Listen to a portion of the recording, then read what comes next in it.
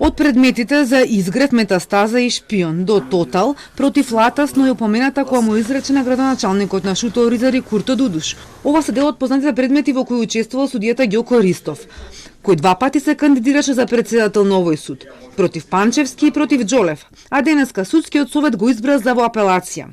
Со него во повисокиот суд оди и судиката Лидија Зимбовска, што му пресуди на бизнисменот Кочан во Труст, а и судеше и на фризерката за измама со продажба на станови. Како трет кривичар во апелација, од судскиот совет го избра Јусуф Ајрулај, судија од Кумановскиот суд, кој бил префрлен во Скопје да суди прекршоци. Гласав за, гласав и претhodno за некои кандидати што не успеа да имат на избор, но сепак мислам дека судијата Лидија успешно завршила.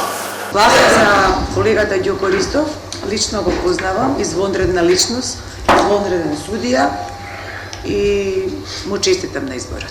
Зимбовска, Ристов и Ајрулај беа на 10, 14 и 5 место на ранглистите од кои ги бира, па членовите на судскиот совет со брзи прсти поминаа претходно повеќе кандидати, додека да дојдат до нив. Потребниот минимум од 10 гласа не го добија. Судиите Огнен Ставрев и Осман Шабани од ТНТ Титаник Монструм Италија, Александра Ристевска од Тортура, Габриела Гајдова од Велешкиот суд што му суди на Панчевски, Олја Ристова од советот што го оценуваше обвинението за организаторите за 27 април.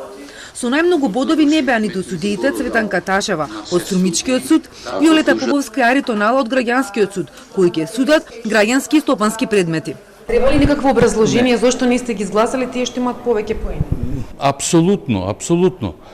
Значи, тоа е оставено на совест на членовите на судскиот совет, кој како ќе гласа.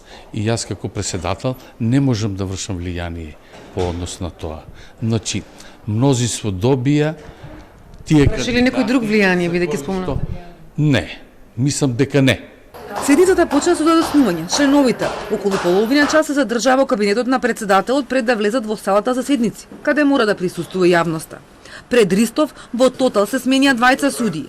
Поради неговиот избор во апелација, ако се постави нов судија, предметот против Латас ќе се врати на почеток по 4ти пат.